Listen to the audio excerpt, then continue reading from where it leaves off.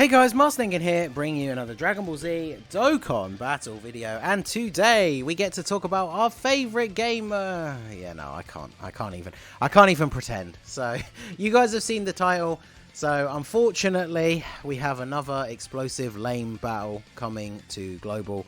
I mean, the only good thing about it, of course, is the some of the rewards, the orbs and stuff. But then we do have an interesting topic to talk about when it comes to the rewards, but we'll save that for a little bit later on. So the one we are getting is the Divine Power Surge Super Saiyan God Goku. So the advantageous categories are Universe Survival Saga, Universe 6, and Rapid Growth. And then the advantageous characters, as you can see, is a whole combination of Keflas, Kale, Cauliflas, Kale and Caulifla, and then Hit and Jiren. Now, the thing about this, which is just yet another example of why Chain Battle is awful, is you think about the fact that you have to make up your teams of Super and then Extreme type supporters. But both Universe Survival Saga, well, I say both, Universe Survival Saga, Universe 6 and Rapid Growth all have very, very few extreme units. So if we have a look at Universe Survival Saga, for example, we have the Hit, who obviously is on the list of characters.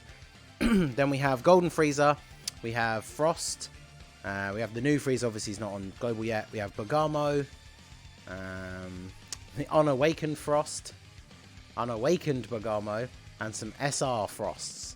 So not exactly a who's who of top extreme units. Universe 6, obviously, is just going to be Hit, Frost, and Champa. Great. And then Rapid Growth, we have Wrathful Broly, we have Tech Hit, all the hits, of course. I don't know why I said Tech Hit specifically. But that's it. Literally just Hit and Broly. So, as far as the game would like you to believe, you want to be using all of your hits as the characters for your extreme setup for supporters.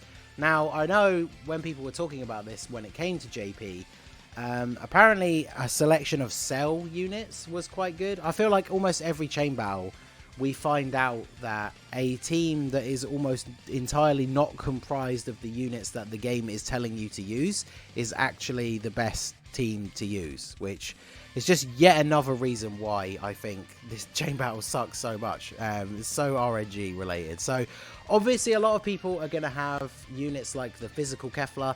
If you've been lucky enough, I say lucky enough, if you've pulled multiple copies of her like I have, I do in fact have the TUR and the SR fully duped out, because of course the SSR goes from being Super Saiyan 1 Kefla, and then the TUR is Super Saiyan 2.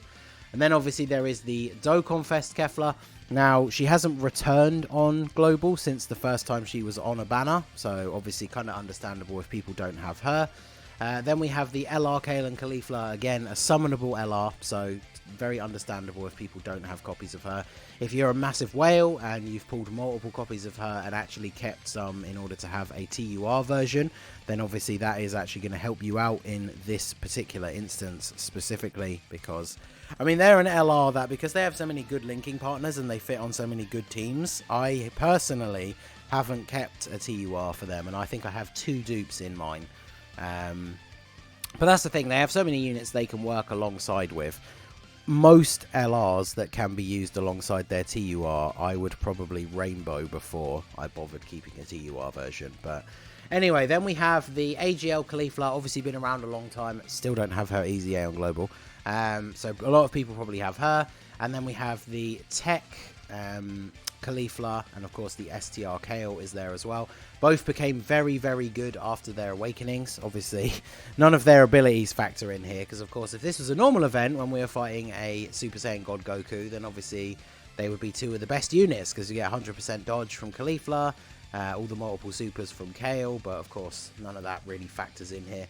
Then there is a lot of solid free-to-play options. So we have the Tech Kale and the Int Caulifla from the World Tournament. We have the STR Super Saiyan Caulifla and the Int Super Saiyan 2 Kale. Is she Super Saiyan 2 as well? Did I get that wrong? Yeah, they're both Super Saiyan 2. Both got their awakenings a little while ago. They're both very solid free-to-play units as well. Of course, technically, I guess, if you're free to play, you do have a lot of option to double up some of these units.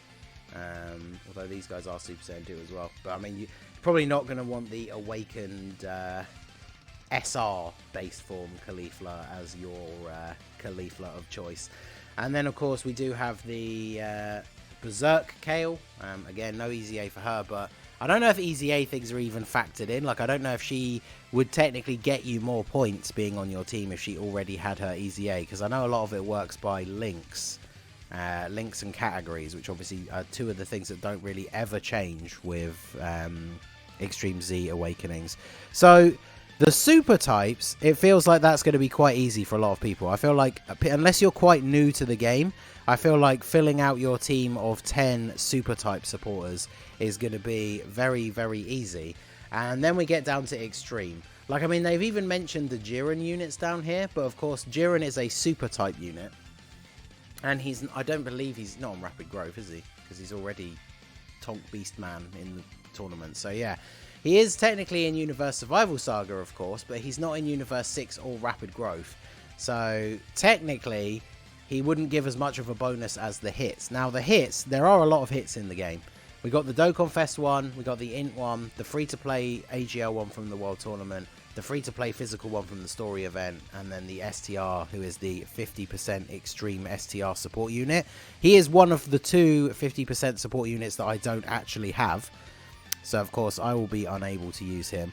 I do have every other one of the hits rainbowed. Apart from the free-to-play one, I've never bothered to use orbs on him.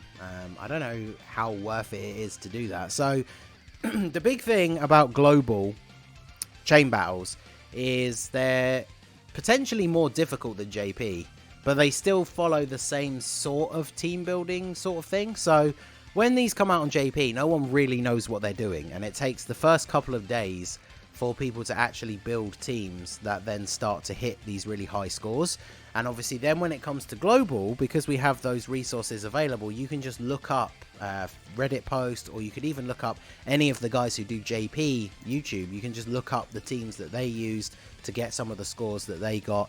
So then it means that everyone's coming straight out of the gate on global with a team that they already have a pretty good idea is going to be able to hit really top scores.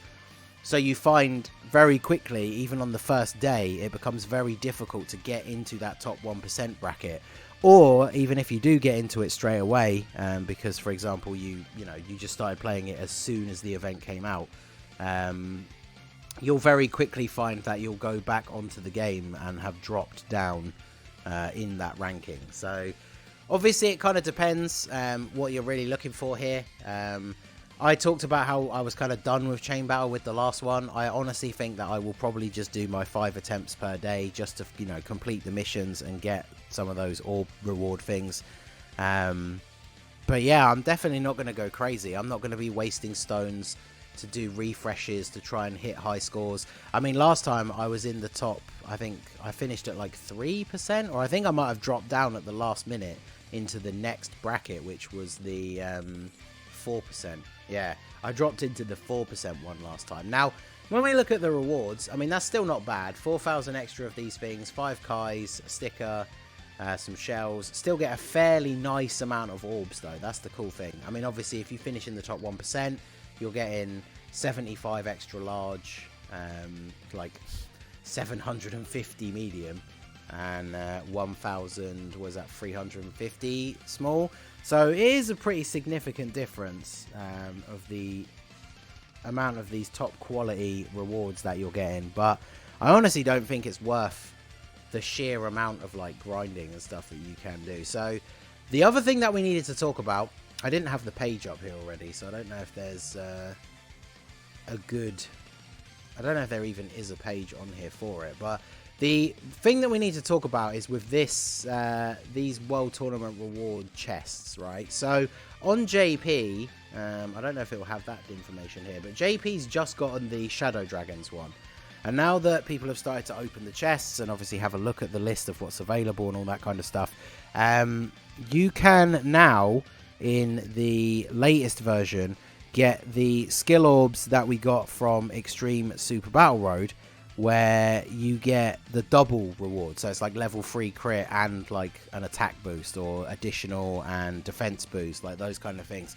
So honestly, as a global player, that now makes me wonder, is it worth just saving all of the rewards that you get from this and not even bothering to open the chests until they make that update? Because if we follow this list exactly and we get the Freezer one next, obviously the Boo one was out of order because of the celebration, so we already got that one. Then the Goku one, and then the Shadow Dragon one. If they still don't update the reward pool until the Shadow Dragon one on global, then that's another, like, including this one, because obviously we haven't started it yet, that's 3 more chain battles, and then I guess 4 including this one.